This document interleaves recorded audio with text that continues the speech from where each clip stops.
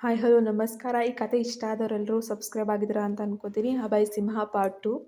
ಅಭಯ್ ಸಿಂಹ ಕಾರಿನಿಂದ ಇಳಿದಿದ್ದೇ ತಡ. ಬಿರುಗಾಳಿಯ ವೇಗದಲ್ಲಿ ಕಚೇರಿಯೊಳಗೆ ನುಗ್ತಾನೆ. ಅವನ ಎಲ್ಲ ವ್ಯವಹಾರಗಳ ಸಾಮ್ರಾಜ್ಯ ಅಡ್ಕೊಂಡಿದ್ದು ವಿದೇಶದಲ್ಲೇ.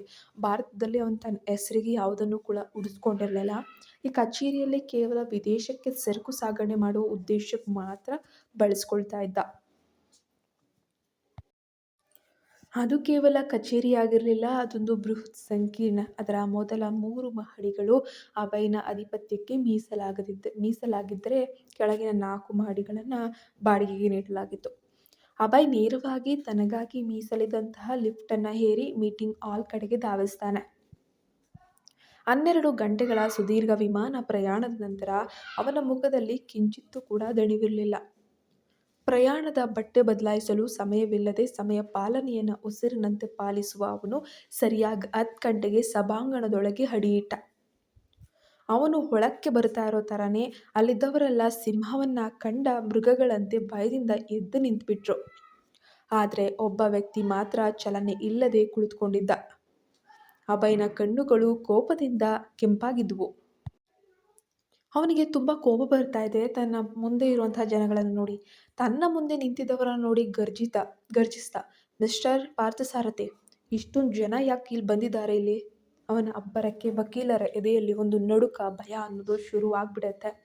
ಅದು ಅದು ಅದು ಸರ್, ಇವರು ಬಂದಿದ್ದಾರೆ ಎಂದು ಪಾರ್ಥಸಾರಥಿ ತೊದಲುತ್ತಿರಲು, ನಾನು ನಿನ್ನನ್ನಷ್ಟೇ ಬರೋಕೆ ಹೇಳಿದ್ದೆ, ಹೌದಲ್ವಾ? ಈಗ ಇದೆಲ್ಲದರ ಅರ್ಥ ಏನು ಎಂದು ಅಭಯ್ ಮತ್ತೆ ಕಿರುಚಾಡ್ದ. ಅಲ್ಲಿ ಕುಳಿತಿದ್ದ ವೃದ್ಧರು ಧೈರ್ಯದಿಂದ ತಲೆ ಎತ್ತಿ, ನಾನೇ ಇವರನ್ನೆಲ್ಲ ಬರ ಹೇಳಿದ್ದು, ಈಗೇನು ಮಾಡ್ತೀಯಾ ಅಂತ ಕೇಳಿದ್ರು. ಅದು ಅಭಯ್‌ನ ಅಜ್ಜ ವಿಶ್ವನಾಥ್. ಅಭಯ್ ಅವರತ್ತ ತೀಕ್ಷ್ಣವಾಗಿ ನೋಡಿ ಮೌನವಾಗಿ ತನ್ನ ಕುರ್ಚಿಯಲ್ಲಿ ಕುಳಿತ. ಪಾರ್ಥಸಾರಥಿ ದೀರ್ಘವಾಗಿ ನಿಟ್ಟುಸಿರು ಬಿಟ್ಟು ಕಡತಗಳನ್ನು ತೆರೆದ. ಸಭಾಂಗಣದಲ್ಲಿ ಅಭಯ್ ತಂದೆ ಗುರುದೇವನ ಮೊದಲ ಸಂಸಾರವೇ ನೆರೆದಿತ್ತು. ಗುರುದೇವನ ಮೊದಲ ಪತ್ನಿ ಸಾವಿತ್ರಿ, ಅವಳ ಮಕ್ಕಳಾದ ಸತ್ಯದೇವ್ ಮತ್ತು ಸತ್ಯಭಾಮ. ಸತ್ಯದೇವನ ಪತ್ನಿ ನೀಲಾಂಬರಿ ಮಾತ್ರ ಅಭಯ್‌ನನ್ನ ಒಂದು ರೀತಿಯ ವಿಚಿತ್ರ ನೋಟದಲ್ಲೇ ನೋಡ್ತಾ ಇದ್ಲು. ಗುರುದೇವನ ಜೀವನ ಸುಗಮವಾಗಿ ಸಾಗ್ತಾ ಇದ್ದಾಗ ಮಕ್ಕಳ ಆರೈಕೆಯಲ್ಲಿ ಮುಳುಗಿದಂತಹ ಸಾವಿತ್ರಿ ಪತಿಯನ್ನ ಗಮನಿಸುವುದನ್ನೇ ಮರೆತುಬಿಟ್ಟಿದ್ಲು. ಆ ಸಮಯದಲ್ಲಿ ಪದ್ಮಿನಿ ಎಂಬಾಕೆ ಗುರುದೇವನ ಜೀವನದಲ್ಲಿ ಬರ್ತಾಳೆ. ಅವರಿಬ್ಬರ ಪ್ರೀತಿಯ ಫಲವಾಗಿ ಜನಿಸಿದ ಮಗನೇ ಅಭಯ್ ಸಿಂಹ. ಪದ್ಮಿನಿ ತಾಲಿಸ್ಮಾನ್ ಅಂದರೆ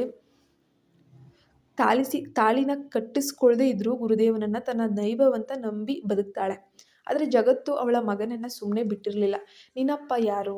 ಅಮ್ಮ ಯಾಕೆ ತಾಳಿ ಹಾಕೊಂಡಿಲ್ಲ ಎಂಬ ಚುಚ್ಚು ಮಾತುಗಳ ನಡುವೆ ಅಭಯ್ ಅನ್ನೋಂತಹ ವ್ಯಕ್ತಿತ್ವ ಬೆಳೆದಿತ್ತು.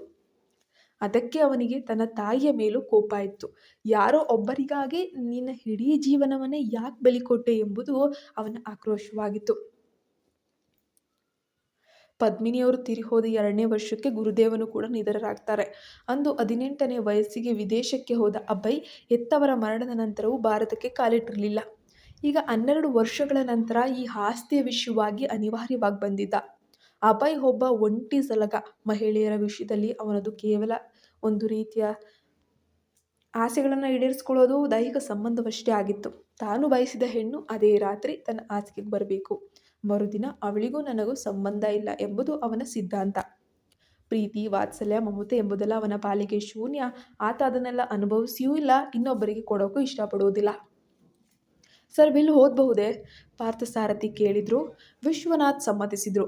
ಪಾರ್ಥಸಾರಥಿ ಮರಣಶಾಸನವನ್ನ ಓದುತ್ತಾ ಹೋದಂತೆ ಅಲ್ಲಿದ್ದ ಎಲ್ಲರ ಮುಖದಲ್ಲೂ ಮಂದಹಾಸ ಮೂಡುತ್ತೆ. ಆದರೆ ಅಭಯ್ ಮುಖ ಮಾತ್ರ ಕತ್ತಲೆಯಾಗ್ಬಿಡುತ್ತೆ. ಅವನ ಕಣ್ಣುಗಳಲ್ಲಿ ಬೆಂಕಿ ಉರಿಯುತ್ತೆ. ಪಾರ್ಥಸಾರಥಿಯನ್ನ ಅವನು ನೋಡುತ್ತಿದ್ದ ರೀತಿ ಕಂಡ್ರೆ ಅಲ್ಲೇ ಅವನ ಪ್ರಾಣವನ್ನ ತೆಗೆಯುತ್ತಾನೆ ಎಂಬಂತೆ ಇತ್ತು. ವಿಶ್ವನಾಥ್ ಮಾತ್ರ ಮುಗುಳ್ನಗುತ್ತಾ ಅಂದ್ರು, ನೋಡಿದ್ಯಾ ಅಭಯ್, ನನ್ನ ಮಗ ನಿನಗೆ ಸರಿಯಾಗಿ ಚೆಕ್ ಪಾಯಿಂಟ್ ಇಟ್ಟಿದ್ದಾನೆ.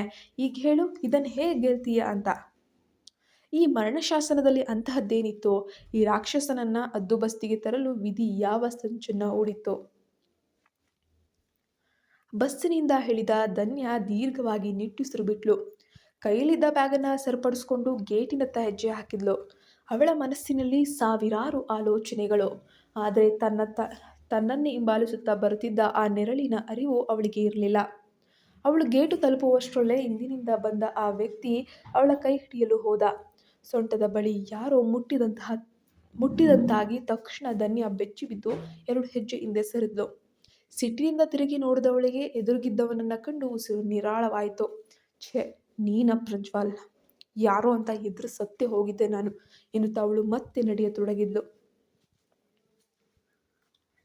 ಹೇ ಧನ್ಯ, ನಿಲ್ಲು. ನೀನು ನೋಡೋಕೆ ಅಂತ ಓಡ್ ಬಂದಿದ್ದೀನಿ. ನೀನು ನೋಡಿದ್ರೆ ಮಾತನ್ನು ಆಡಿಸ್ದೆ ಹೋಗ್ತಿದೀಯಲ್ಲ. ಪ್ರಜ್ವಲ್ ಅವಳ ದಾರಿ ಅಡ್ಡಗಟ್ಟಿ ನಿಂತ. ನೋಡು ಪ್ರಜ್ವಲ್, ನನಗೀಗ ನಿನ್ನ ಜೊತೆ ಮಾತಾಡೋ ಮೂಡಿಲ್ಲ. ದಯವಿಟ್ಟು ನನ್ನನ್ನು ಒಬ್ಬಳೇನೆ ಬಿಟ್ಬಿಡು. ಧ್ವನಿಯಲ್ಲಿ ಸಿಟ್ಟಿದ್ರೂ ಒಂದು ರೀತಿಯ ಕಾಳಜಿ ಇತ್ತು. ಪ್ರಜ್ವಲ್ ಇವಳ ಕಾಲೇಜಿನ ಎದುರೇ ಕಾಫಿ ಶಾಪ್ ನಡೆಸುವಂತಹ ವ್ಯಕ್ತಿ. ಪದವಿ ಮುಗಿದ ಮೇಲೆ ಸ್ವಂತ ಉದ್ಯಮವನ್ನು ಆರಂಭಿಸಿ ಯಶಸ್ವಿಯಾಗಿದ್ದ. ಧನ್ಯಾಳನ್ನ ಕಂಡ ದಿನದಿಂದಲೂ ಕೂಡ ಅವಳ ಬೆನ್ನ ಹಿಂದೆ ಒಂದು ರೀತಿ ಬೇತಾಳಂತರ ಬಿದ್ದುಬಿಟ್ಟಿದ್ದ. ಧನ್ಯ, ನಾನು ನಿನ್ನ ಜೊತೆ ತುಂಬ ಅಂದರೆ ತುಂಬ ಮಾತಾಡಬೇಕು. ಕಾಫಿ ಶಾಪಿಗೆ ಬರ್ತೀಯಾ? ಇಲ್ಲ ಪ್ರಜ್ವಲ್, ಟೈಮ್ ಆಗ್ತಿದೆ, ಲೈಬ್ರರಿಯಲ್ಲಿ ನೋಟ್ಸ್ ಮಾಡಬೇಕು, ಅದು ಇದು ಅಂತ ಹೇಳ್ತಿದ್ಲು. ಇನ್ನು 2 ತಿಂಗಳಲ್ಲಿ ಪ್ರಾಜೆಕ್ಟ್ ಮುಗಿಸೋ ಒತ್ತಡ ನನಗಿದೆ. So I am really sorry, please ತೊಂದರೆ ಕೊಡಬೇಡ, ಧನ್ಯ ಕಟುವಾಗಿ ಹೇಳಿದ್ಲು. ಅವಳು ಮುಂದೆ ಹೋಗಲು ಯತ್ನಿಸಿದಾಗ ಪ್ರಜ್ವಲ್ ಮತ್ತೆ ಅವಳ ಕೈ ಹಿಡಿದ. ಸರಿ, ಕಾಲೇಜ್ ಮುಗಿದ ಮೇಲೆ ಒಂದು 10 ನಿಮಿಷ ಟೈಮ್ ಕೊಡು ಸಾಕು. ನಿನ್ನ ಪರಿಸ್ಥಿತಿ ನನಗೆ ಅರ್ಥ ಆಗುತ್ತೆ ಧನ್ಯ. ನಾನು ಮದುವೆ ಬಗ್ಗೆ ಮಾತಾಡಿದ್ದು. ಅಯ್ಯೋ ನಿಲ್ಲು ಪ್ರಜ್ವಲ್, ಈಗಲೇ ನೀನು ಏನು ಬೇಕಾದರೂ ಮಾಡಬಲ್ಲೆ ಅಂತ ಹೇಳಿಬಿಟ್ಟು ಹೇಳ್ತೀಯಾ? ಆಮೇಲೆ ಇಲ್ಲ ಅನ್ನೋನೇ ಮೊದಲನೇ ವ್ಯಕ್ತಿ ನೀನೇ ಅಂತ ಹೇಳ್ತಾಳೆ. ಧನ್ಯ ಅವನ ಕಣ್ಣುಗಳನ್ನೇ ನೋಡ್ತಾ ಇದ್ಲು. ಒಂದು ಕ್ಷಣ ಅವಳಿಗೂ ಅವನನ್ನು ಅಪ್ಪಿಕೊಳ್ಳಬೇಕು ಅಂತಾನೂ ಅನ್ನಿಸ್ತು. ಆದರೆ ಮರುಕ್ಷಣವೇ ಅವನ ತಾಯಿ ಹಾಡಿದ್ದಂತಹ ಒಂದು ಕೀಳು ಮಾತು ಇದೆಯಲ್ಲ, ಆ ಒಂದು ಕಠಿಣವಾದ ಮಾತಿದೆಯಲ್ಲ, ಕಿವಿಯಲ್ಲಿ ಮೊಳಗಿದು. ಮುಖ ಒಂದು ಕ್ಷಣ ಚಿಕ್ಕದಾಯಿತು, ಕಠಿಣ ಆಯಿತು. ನೋಡ್ ಪ್ರಜ್ವಲ್, ನಿನಗೆ ಎಷ್ಟು ಸಲ ಅಂತ ಹೇಳಬೇಕು, ನನ್ನನ್ನು ನೀನು ನೋಡ್ಕೊಳ್ಬೇಕಾಗಿರೋ ಅವಶ್ಯಕತೆ ಇಲ್ಲ. ನನ್ನನ್ನು ನೋಡ್ಕೊಳ್ಳೋಕೆ ನನಗೆ ಗೊತ್ತು. ನಿನ್ನ ಕರುಣೆ ನನಗೆ ಬೇಡ. ಇಷ್ಟು ದಿನ ನಿನ್ನ ಪರವಾಗಿ ಮಾತಾಡಿದ್ದಕ್ಕೆ ಥ್ಯಾಂಕ್ ಯು ಸೋ ಮಚ್. ಅಷ್ಟೇ ಸಾಕು. ಏ ಧನ್ಯ, ಕೇಳು. ಇಲ್ಲ ಪ್ರಜ್ವಲ್, ನಾನು ನಿಮ್ಮ ಮನೆಗೆ ಬರಲ್ಲ, ಎಂದಿಗೂ ಬರಲ್ಲ. ನೀನು ನನ್ನ ಜೀವನ ನೀನು ನಿನ್ನ ಜೀವನ ನೋಡ್ಕೊ. ನಿನ್ನ ಲೈಫ್ನಲ್ಲಿ ನಾನಿಲ್ಲ ಅಷ್ಟೇ. ಕಣ್ಣೀರು ಬರದಂತೆ ತಡೆದು ಅವಳು ವೇಗವಾಗಿ ಕಾಲೇಜಿನೊಳಗೆ ಹೋಗ್ಬಿಡ್ತಾಳೆ. ಪ್ರಜ್ವಲ್ ಮಾತ್ರ ಅಲ್ಲೇ ಶಿಲೆಯಂತೆ ನಿಂತಿದ್ದ. ನೀನು ಆ ಕಾಫಿ ಶಾಪ್ಗೆ ಬರಲೇಬೇಕು ಧನ್ಯ. ನಾವಿಬ್ರು ಒಂದೇ ಹಾದಿಯಲ್ಲಿ ನಡೆಯೋ ಜೋಡಿ. ಇವತ್ತಲ್ಲದಿದ್ರೆ ನಾಳೆ ನಾನೇ ನಿನ್ನ ಕುತ್ತಿಗೆಗೆ ತಾಳಿ ಕಟ್ಟೋದು ನೋಡ್ತಾನೆ ಇರು ಎಂದು ಮನಸ್ಸಿನಲ್ಲೇ ಸವಾಲನ್ನು ಹಾಕ್ತಾನೆ ಪ್ರಜ್ವಲ್. ತನ್ನ ಪಾಡಿಗೆ ತಾನು ಅಂಗಡಿಯತ್ತ ನಡೀತಾನೆ. ಕಾಲೇಜಿನ ಬೆಂಚಿನ ಮೇಲೆ ಕುಳಿತಿದ್ದ ಧನ್ಯಾಳ ಹೃದಯ ಜೋರಾಗಿ ಬಡ್ಕೊಳ್ಳೋಕೆ ಶುರು ಮಾಡಿತು. ಪಾಪ, ತಾನೇ ಬೇಕು ಅಂತ ಹಿಂದೆ ಸುತ್ತಾ ಇರುವಂತಹ ವ್ಯಕ್ತಿ ಆತನನ್ನು ಬಿಡಲೇಬೇಕಾಗಿರುವಂಥ ಸಂದರ್ಭ. ತನ್ನನ್ನೇ ತಾನು ಸಮಾಧಾನ ಪಡಿಸ್ಕೊಳ್ಳೋಕೆ ಪ್ರಯತ್ನ ಪಡ್ತಾ ಇದ್ದಾನೆ. ಅವನು ನಿನಗೆ ಸಹಾಯ ಮಾಡ್ತೀನಿ, ಆದರೆ ಯಾಕೆ ಬೇಡ ಅಂದೆ ಧನ್ಯ. ಮನಸ್ಸಿನ ಒಂದು ಭಾಗ ಪ್ರಶ್ನೆ ಮಾಡ್ತಾ ಇದೆ. ಅವನೊಬ್ಬ ಒಳ್ಳೆಯವನಾದರೆ ಸಾಕಾ? ಅವನ ತಾಯಿ ನನ್ನ ಹತ್ರ ಎಷ್ಟು ಕೀಳಾಗಿ ಮಾತಾಡಿದ್ರು ಅನ್ನೋದು ಮರೆತು ಹೋಯ್ತಾ? ಕೇವಲ ಹಣಕ್ಕಾಗಿ ನಾನು ಅವನನ್ನು ಪ್ರೀತಿಸ್ತಿದ್ದೀನ? ಅದನ್ನು ಹೇಗೆ ಸಹಿಸಲಿ? ಅವಳ ಆಕ್ರೋಶ ಒಳಗೊಳಗೆ ಕುದಿತಾ ಇತ್ತು. ಹೌದು, ಪ್ರಜ್ವಲ್ ತುಂಬ ಒಳ್ಳೆಯವನೇ. ಆದರೆ ನಾನು ಮದುವೆ ಆದರೆ ಅವನ ತಾಯಿ ಅವನನ್ನು ಬಿಟ್ಟು ಹೋಗ್ತಾರೆ. ತಾಯಿ ಇಲ್ಲದ ಜೀವನ ಎಷ್ಟು ನೋವಿನದು ಅಂತ ನನಗೆ ಗೊತ್ತು. ನನ್ನಿಂದ ಅವನಿಗೆ ಆ ಪರಿಸ್ಥಿತಿ ಬರಬಾರ್ದು ಅಂತ ನಿಶ್ಚಯಿಸಿ ಲೈಬ್ರರಿ ಅಂತ ಅವಳ ಪಾಡಿಗಳು ನಡೆದ್ಲು. ಇತ್ತ ಆಫೀಸಿನ ಒಳಗೆ ಅಭಯ್ ಸಿಂಹ ಕೆಂಡಾಮಂಡಲನಾಗಿದ್ದಾನೆ. ಕೋಟನ್ನು ಕಿತ್ತೆಸ್ತು ಗೋಡೆಗೆ ಜೋರಾಗಿ ಗುದ್ದಿದ್ದ. ಅವನ ಹಿಂದೆ ಬಂದ ವಿಶ್ವನಾಥ್ ಮೀನ್ಸ್ ಅಜ್ಜ, ಅಂದರೆ ಅವನ ತಾತ, ಮುಗುಳ್ನಗುತ್ತಾ ಕುರ್ಚಿಯ ಮೇಲೆ ಗಂಭೀರವಾಗಿ ಕುಳಿತಿದ್ದಾರೆ. 60 ದಾಟಿದ್ರೂ ಕೂಡ ಅವರ ಮುಖದಲ್ಲಿ ಏನು ತೇಜಸ್ಸು, ಏನು ವರ್ಚಸ್ಸು, ಅರಸಿನ ಕಳೆ ಅನ್ನೋದು ಎದ್ದು ಕಾಣ್ತಾ ಇದೆ. ರೇಷ್ಮೆ ಪಂಚೆ, ರೇಷ್ಮೆ ಶರ್ಟ್ ಧರಿಸಿ ಅವರ ಗಾಂಭೀರ್ಯಕ್ಕೆ ಸಾಟಿನೇ ಇರಲಿಲ್ಲ. ಏನೋ ಮೊಮ್ಮಗನೆ, ನಿನ್ನ ಹಬ್ಬ ಬರದ ವಿಲ್ ಹೋದಿದ್ಮೇಲೆ ಅರ್ಗಿಸ್ಕೊಳಕ್ಕೆ ಆಗ್ತಾ ಇಲ್ವಾ? ವಿಶ್ವನಾಥ್ ಕೇಳಿದ್ರು. ಇದೆಂಥ ಕಂಡೀಷನ್? ನಿಮ್ಮ ಮಗನಿಗೆ ನನ್ನನ್ನು ನಿಮ್ಮ ಕಾಲಡಿ ಇಟ್ಕೋಬೇಕು ಅನ್ನೋ ಪ್ಲ್ಯಾನ್ ಏನಾದರೂ ಇದೆಯಾ? ಈ ಜನ್ಮದಲ್ಲಿ ಅದಾಗಲ್ಲ ಬಿಡಿ. ಅಭಯ್ ಅಷ್ಟೇ ಸೊಕ್ಕಿನಿಂದ ಕುರ್ಚಿಯಲ್ಲಿ ಕುಳಿತ. ವಿಶ್ವನಾಥ್ ಜೋರಾಗಿ ನಕ್ಕಿದ್ರು. ನೋಡು ರಾಜ, ನಿನಗೆ ಬೇಕಾದನ್ನ ಕಿತ್ಕೊಳ್ಳೋದು ಗೊತ್ತು ಅಂತ ನನಗೂ ಗೊತ್ತು. ಆದರೆ ಈ ವಿಲ್ಗೆ ನೀನು ಸಹಿ ಹಾಕದಿದ್ರೆ ಇಲ್ಲಿನ ಆಸ್ತಿ ಮಾತ್ರ ಅಲ್ಲ, ನೀನು ವಿದೇಶದಲ್ಲಿ ಕಷ್ಟಪಟ್ಟು ಸಂಪಾದಿಸಿದ ಆಸ್ತಿಯನ್ನು ನೀನು ಮುಟ್ಟೋಕ್ಕಾಗಲ್ವಲ್ಲೋ?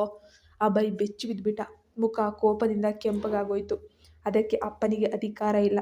ನನ್ನ ಸ್ವಂತ ಶ್ರಮದಿಂದ ಗಳಿಸಿದ ಆಸ್ತಿಗೆ ಇಲ್ಲಿ ಯಾರೂ ಹಕ್ಕುದಾರರಲ್ಲ. ವಿಶ್ವನಾಥ್ ತನ್ನ ಕನ್ನಡಕ ತೆಗೆದು ಹೊರಸುತ್ತಾ ಶಾಂತವಾಗಿ ಎದ್ರು. ಅಲ್ಲಿರೋದು ನಿನ್ನ ಅಪ್ಪ ಅಲ್ಲ ಅಭಯ್. ಈ ವಿಶ್ವನಾಥ್ ಇರೋವರೆಗೂ ನಿನಗೆ ಗೆಲ್ಲೋ ಅವಕಾಶ ಇಲ್ಲ. ಗೆಲ್ಲೋ ಆಸೆ ಇದ್ದರೆ ನನ್ನನ್ನೇ ಮೀರಿಸಿ ಗೆಲ್ಲು ನೋಡೋಣ. ಸ್ಟೈಲಾಗಿ ಪಂಚೆ ಎತ್ತಿ ಹಿಡಿದು ವಿಶ್ವನಾಥ್ ಅಲ್ಲಿಂದ ಹೊರಟರು. ಅಭಯ್ ತನ್ನ ಮುಂದೆ ಸೋಲು ಕಾಣುವ ಭಯದಿಂದ ನಡುಗು ಹೋದ.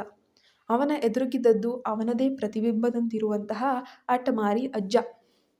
ಮುಂದೆ ಏನಾಗೋದು ನೋಡೋಣ. ನಮ್ಮ ಚಾನಲ್ಗೆ ನೀವಿನ್ನೂ ಸಬ್ಸ್ಕ್ರೈಬ್ ಆಗಿಲ್ಲ ಅಂದರೆ ಪ್ಲೀಸ್ ಸಬ್ಸ್ಕ್ರೈಬ್ ಆಗಿ, ಪಕ್ಕದಲ್ಲೇ ಕಾಣೋ ಬೆಲ್ ಐಕನ್ನ ಪ್ರೆಸ್ ಮಾಡಿ.